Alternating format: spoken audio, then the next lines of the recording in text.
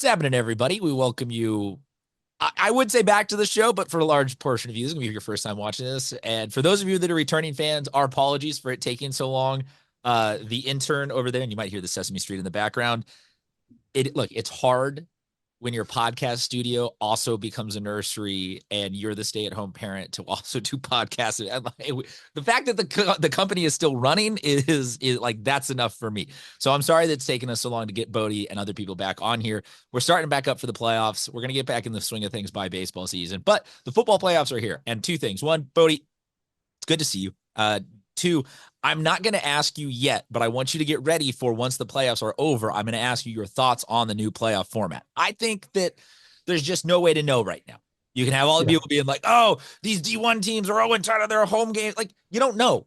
An 0-10 team might lose a first round home game because they're an 0-10 team. 0-10 I team. think I'll say the only thing I'll say is I don't believe a format exists where everyone is happy, and that's that. Yeah, perfect. Great. Wonderful. Love that. And I think though that there's no point in hyper analyzing it right now. And overreactionary tweets are hilarious to me. And that's about it. Of saying like, oh, we're done with this playoff. You don't know. Nobody knows. Yeah. You have all 12 seeds or all 1 seeds or a great mixture all win them. So let's get to these brackets. Bodie De Silva, who is joining us on behalf of the San Diego Union Tribune. You can check out all of his things in a newspaper if you are old enough to know physically what a newspaper is. If not, you can find them online at SD Preps. Bodie, Division 6, we don't like, look, I'm just going to ask you as we go through all of these, like, what are you interested in versus doing game by game? Division 6 is the 8-man division, and I just want to mention it physically to mention it. Foothills Christian is the defending champs. They are the 2 seed this year, but I'm always big on, you are the defending champs until I see otherwise. They have a first round bye, so I'm going to really just start talking D6 next week once we have that action. Anything that you need to get off your chest about D6, or can we move on to 5AA?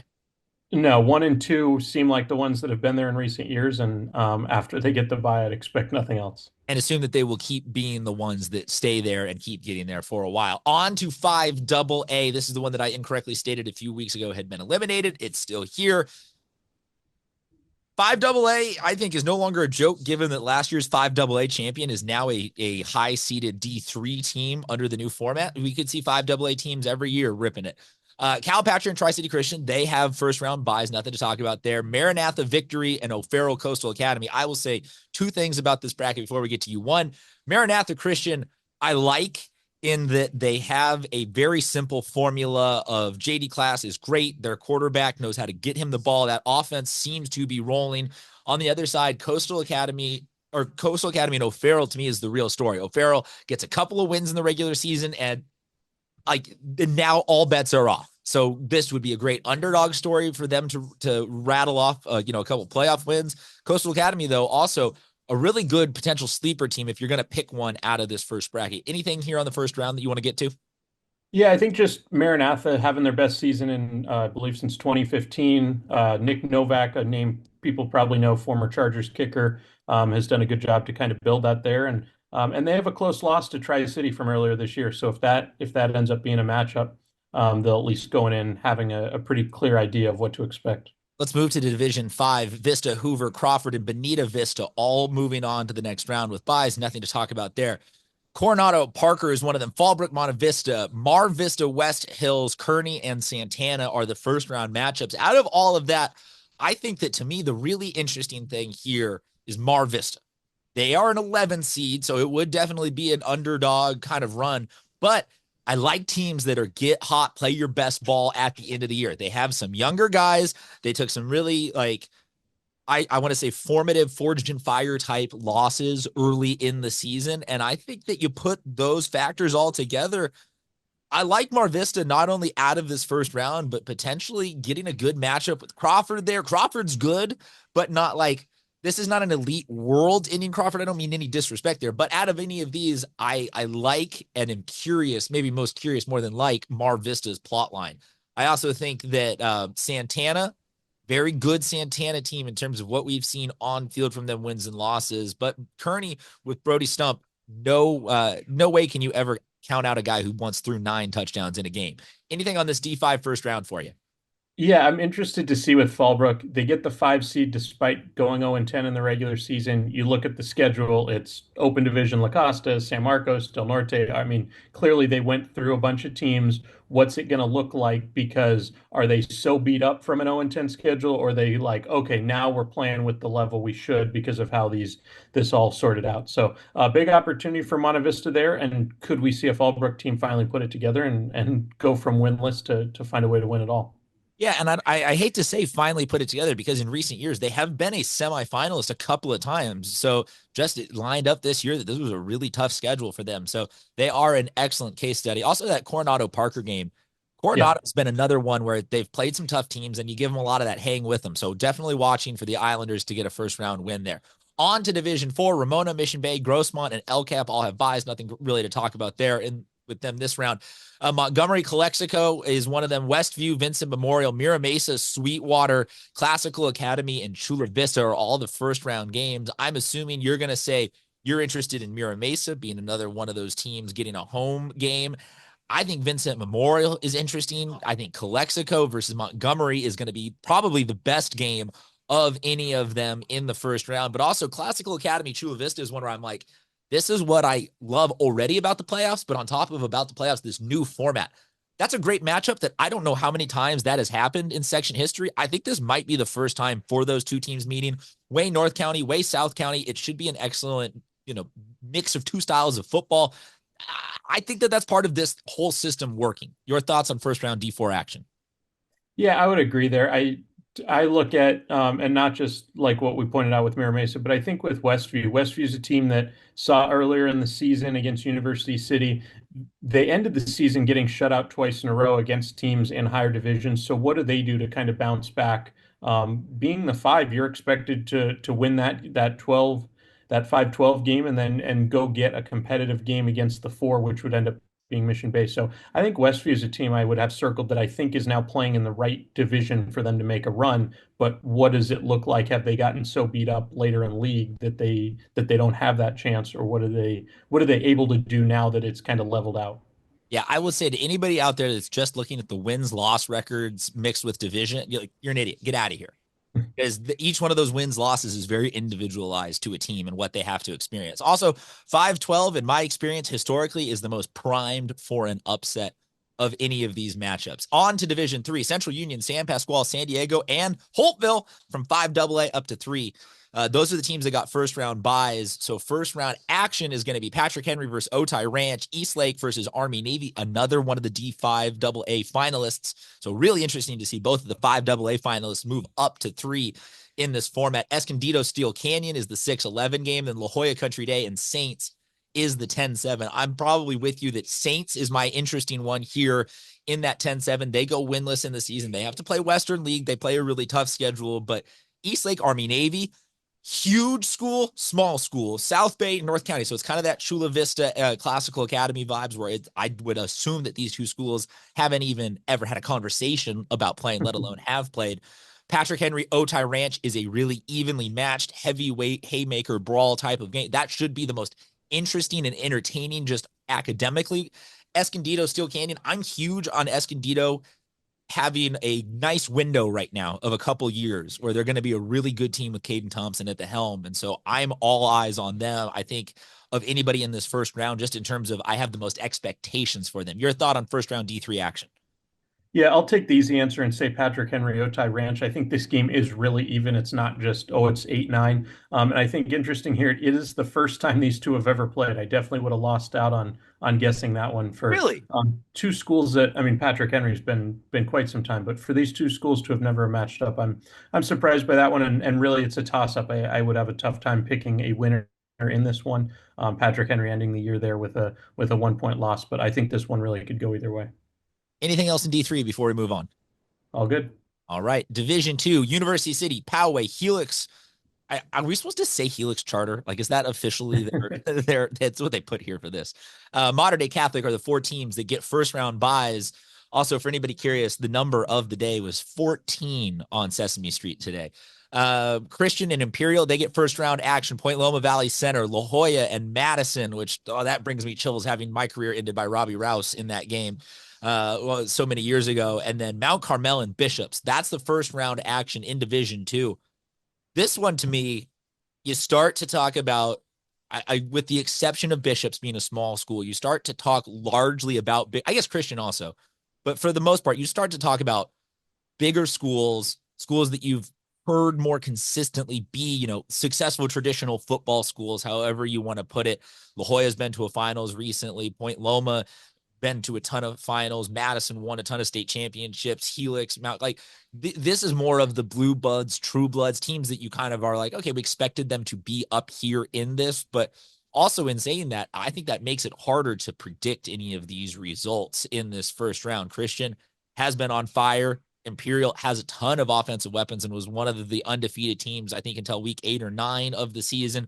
Point Loma Valley Center, not like that's two very different styles of football, but nothing but compliments for both of those teams. That's 5-12, prime for, I think, always an upset. La Jolla Madison, I have no way to be objective. And then Mount Carmel Bishops. Mount Carmel has been a trending upwards program the last couple of years. So I'm curious your thoughts, first round D2 action.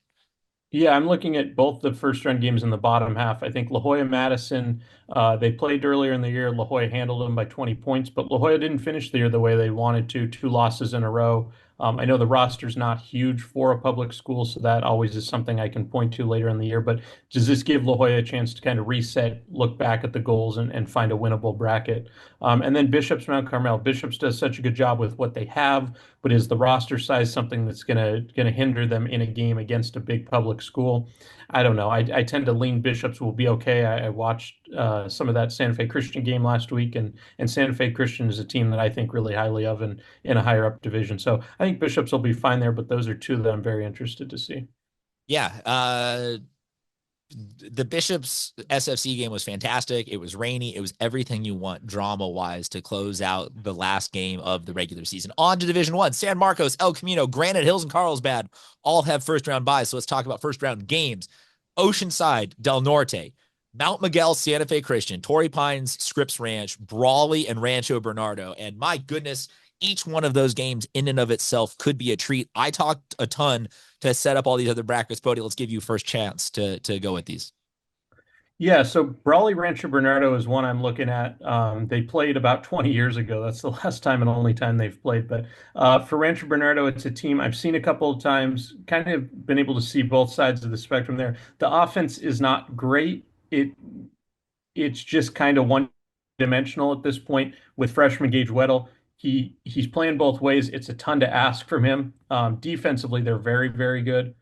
So what is it with Brawley? Is their record a product of them playing a lot of Valley teams? I tend to think Brawley's a really good team, but they'll have to come out here. What are they going to show? What are they going to be able to put up on a Rancho Bernardo team that's been tested with a lot of really good offenses? Are they going to be ready for everything Brawley can handle? I think that's one I'm interested in looking at right there. And I think a lot of the same with Scripps Ranch. Scripps Ranch is a team that I would never have had in my top 10 before the season. They went on this huge winning streak. They got their way in there at the end. Probably underseeded at number 11. A lot of that comes down to a lack of strength of schedule. But they have another opportunity as well against a Torrey Pines team that has struggled offensively. This is one where I think if the winning team gets to 17 points, I think that's all you need right there. So I think Ooh, an exact score for the first time this season. I think a couple chances for some of the lower seeds here that have better records but played worse of strength of schedules to pull first round upsets.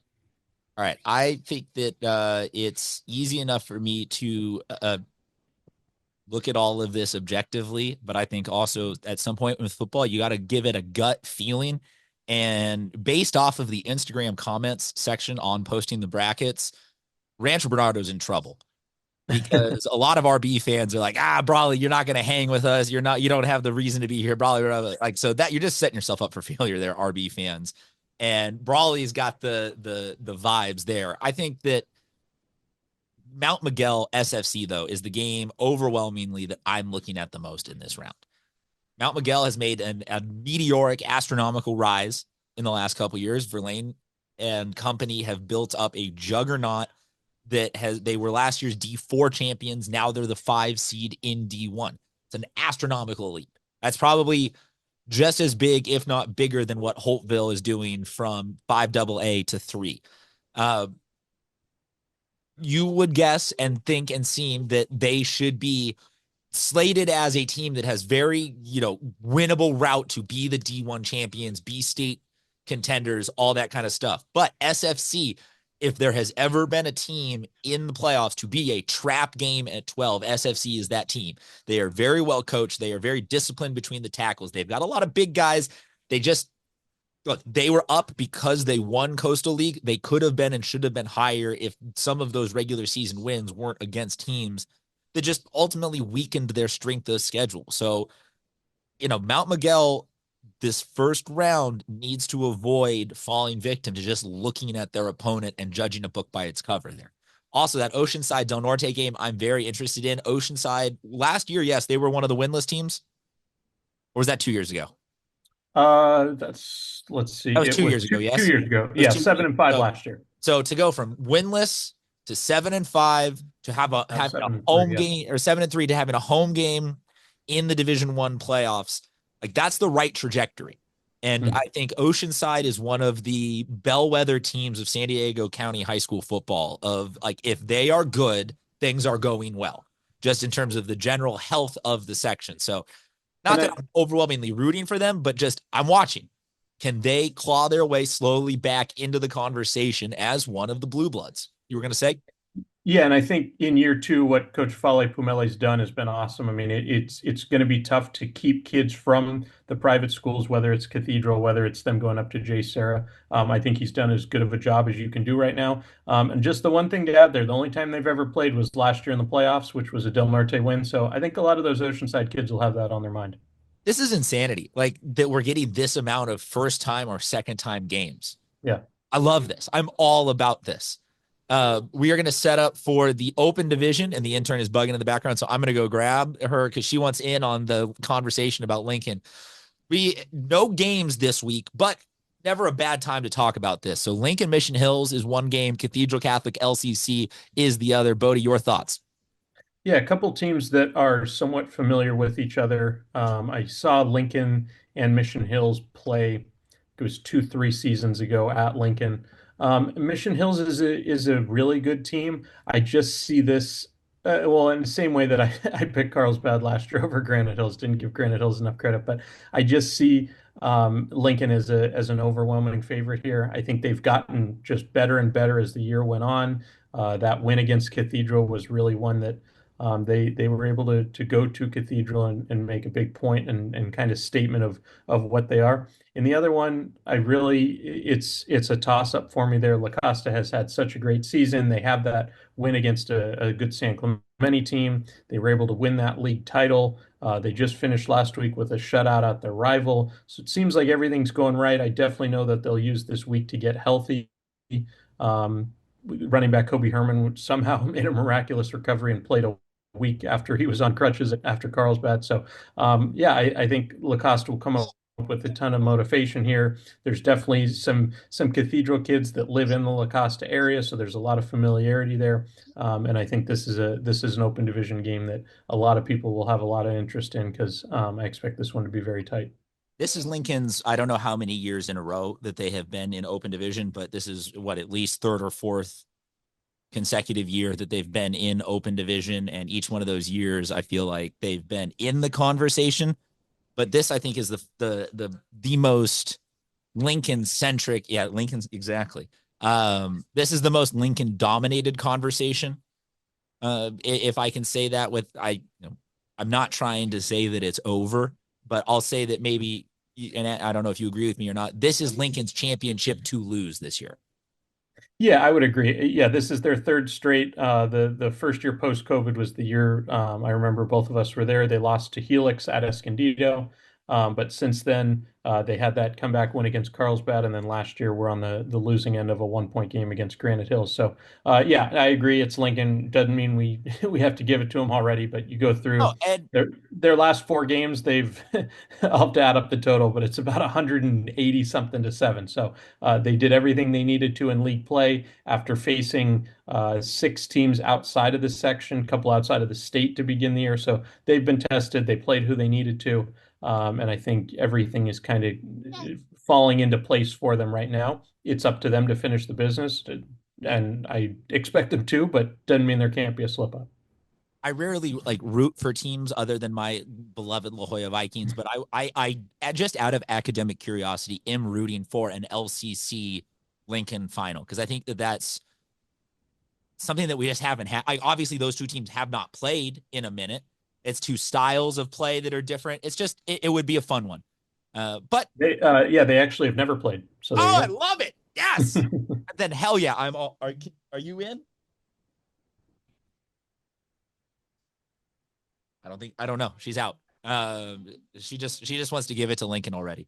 All right, Bodie, anything else from week 1 of this, or can we say adios and we'll check back in with everybody next week? Yeah, I'd expect some upsets, and we'll see how the brackets look a week from now. All right, there we go. Until then, the intern says goodbye. You guys stay safe and we'll go enjoy some football games.